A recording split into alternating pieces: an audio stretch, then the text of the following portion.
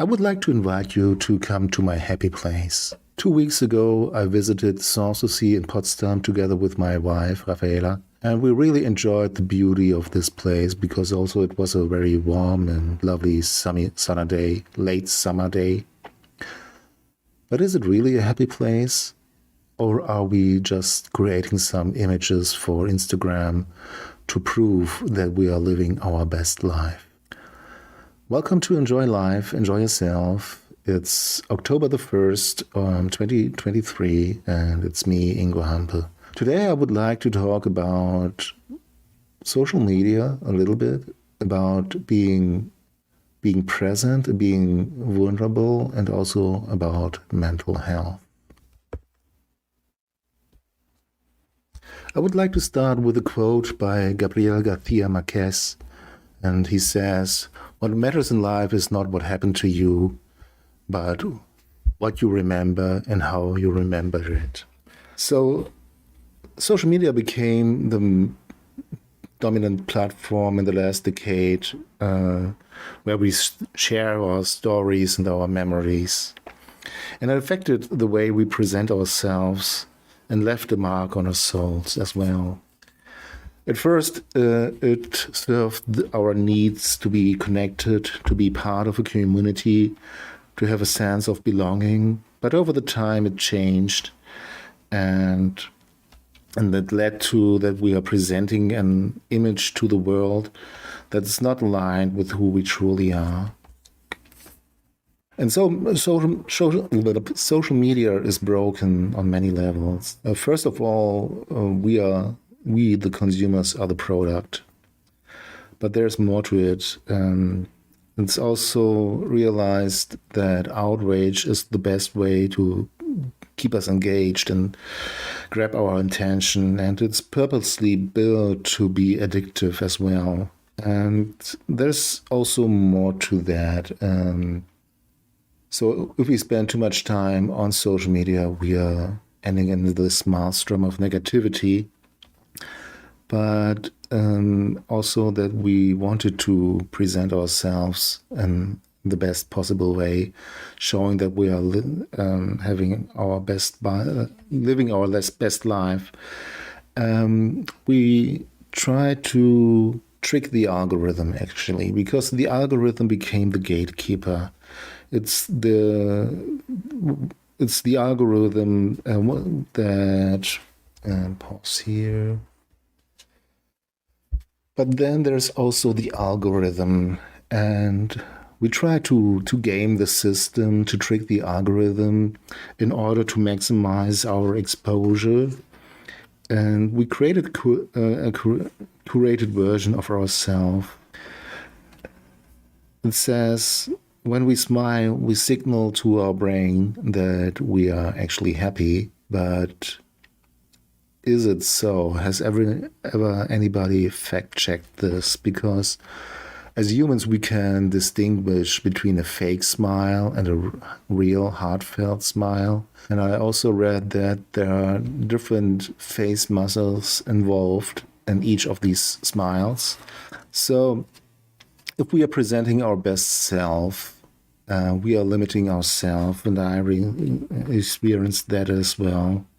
And we are also exposed to the social comparison. So we look at the lives of others, or we think we look at the life of others, and think, well, what do they have? What do they do differently than me? But in the end, that's what Simon Sinek says. Instagram became a place of happy pictures of unhappy people. So all this, I call it toxic positivity, being positive all the time. It leaked into deeper planes of our souls, and it crippled us also, or hindered us to deal with negative emotions, with anxiety, with fear, with the feeling of loss and anger. And also in times of self-doubt, there's this inner critic, the voice that speaks to us and talks to you. don't you have enough faith, or don't you believe in yourself? So we force ourselves to be positive, and yeah, and that is not a good thing. It's not. It's not, because life is more than the happy moments, and we are capable of feeling so much more than just laughter or happiness. And we want to be happy. That's true. But I don't think that we can trick ourselves into happiness. On the contrary, we have to embrace the fact that there are also dark moments, and if we go through them, then we will find happiness. So, what's the cure to this? To be present in the moment. Sounds easy, but I don't think it is like this. It's actually very scary, because we want to be accepted for who we are, but that also means that we have to be vulnerable. But what's important in this is being present is not something that is only reserved for all the gurus that we admire and follow. They are in India or in Nepal or whatever, in California, you name it. But it's something that we can allow ourselves to achieve, and that we are also able to achieve that. So how do we get there? First of all, I think we have to acknowledge that we have these feelings, and not only that we have these feelings, but also to experience these emotions in the moment, and be aware of what we are feeling in that time. And the next step could be, or it was for me, to see myself or to see my life as a movie. In a movie, we have a hero, and it's a natural part of the story that the hero struggles with something, that he's not perfect, that he's doing the wrong things, that he's taking wrong turns, and that's part of what makes a movie very exciting. And that could lead us to a way that we express ourselves in a way that also shows our struggles. Because in the end, what we are trying to achieve is that we experience our ego in a healthy way, and also that we experience our emotions in a constructive way. And that may sound like this is another level of a forced positivity, but I don't want this to be that way. I think to express our anger unfiltered is not a good thing. To express our fear or experience our fear unfiltered, no, it's not a good thing.